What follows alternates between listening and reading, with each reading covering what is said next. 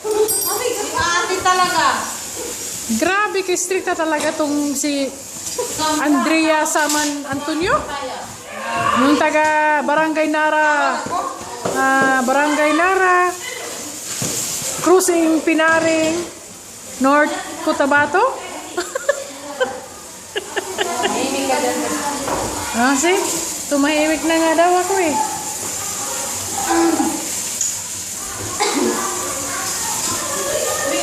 Daw, ate. Wala akong ate, Rebel. Ano? Dito. Hey, shuay. May problema ka ba sa amo mo? Saan? Ikaw? Yung anak mo ngay natin, yung gift.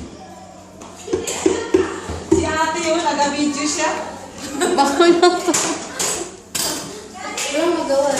Lagyan ko nga ng pangpatulog to para makatulog yung mga bata. Na may mga bukas ang labas. Ano? Kapo na naman dyan, no, sila?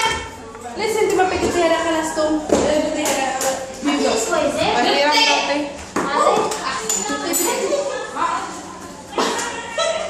Ito ang buhay ng OFW dito sa Qatar. Ayan o. Ayan, masaya sila pero may tinatagong sakit at kim-kim sa loob ng mga puso.